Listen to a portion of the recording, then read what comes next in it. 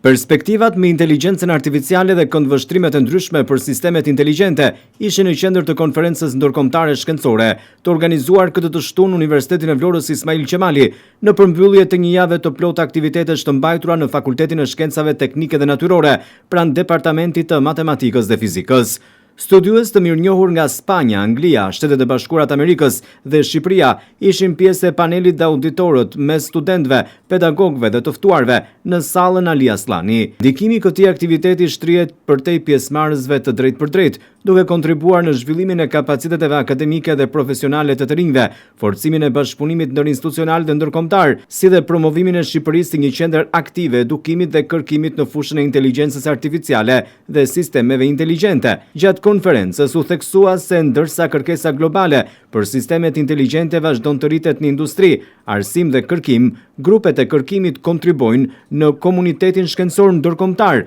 përmes kërkimit ndërdisiplinor që kombinon inteligjencën artificiale dhe metodologjitë e bazuara në të dhëna.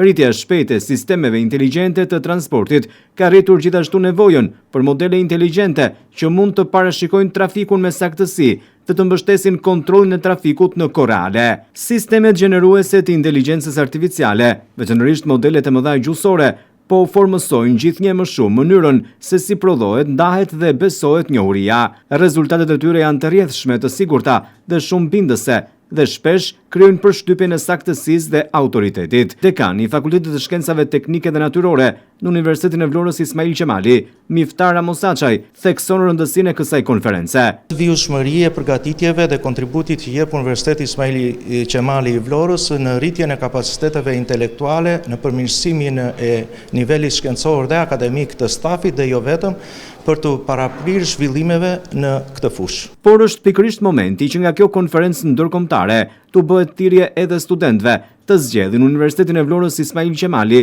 dhe Fakultetin e Shkencave Teknike dhe Natyrore, konkretisht programet e studimit në matematik fizik, por edhe informatik. Për të gjitha mundësitë e mëdha që ofrohet, për të gjitha shanset që ata kanë për të zhvilluar më tej dijet e tyre, për të rritur nga ana njerëzore dhe intelektuale, për të zgjedhur fushat e shkencave dhe shkencave kompjuterike, të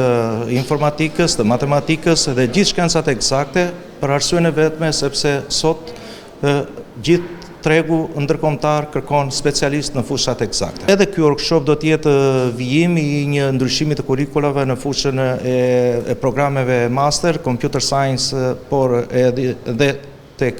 matematika, por gjithashtu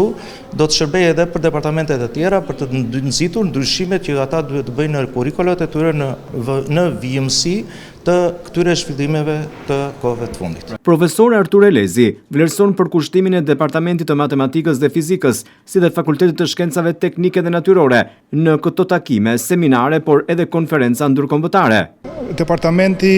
ka marrë një qasje të mirë për sa i takon këtij aktiviteti, në kuptimin që ata po e shikojnë si një mundësi që duke mësuar vetë dhe duke u zhvilluar